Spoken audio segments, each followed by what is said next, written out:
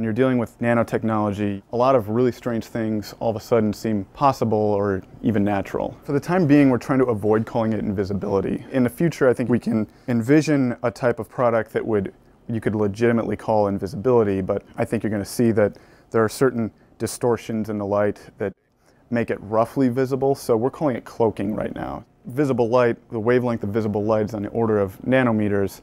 Nanoparticles are on the right scale to sort of interact with that and manipulate it. In principle, it's actually possible to get an object that will guide light around itself.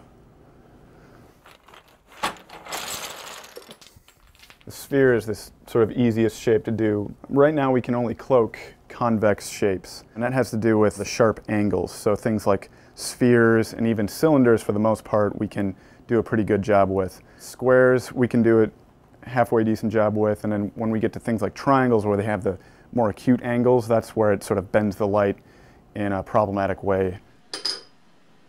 A lot of other research groups have tried to build three-dimensional structures that can do this sort of light guiding, but working with nanoparticles, we prefer to use self-assembly. And in turn, we prefer to use liquids because as the liquid dries, the particles can come together in a particular way. So by controlling the structure of the particles, we can control how they come together. Go ahead. Now it's important to get the droplet size right since this is sort of a surface area effect, so that's why we're using this atomizer. Of course, it takes a while for the students to get the technique down. If things don't dry evenly, that adds to the distortion of the light. So we just chose to use a simple hair dryer, and it also speeds things up for the demonstration. So what future uses do we envision for this paint? I mean, of course, beyond the general novelty of being able to move about undetected, I think there are going to be a lot of applications for this. So, of course, the military is very involved.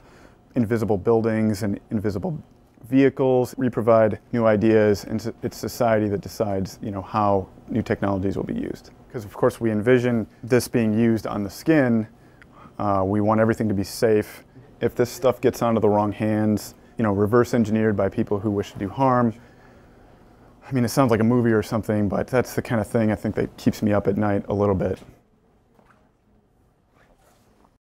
Well, basically, the words would be too great to say teleportation, but in a way, the broken key has disappeared from the current location and it showed up in a different ion chamber.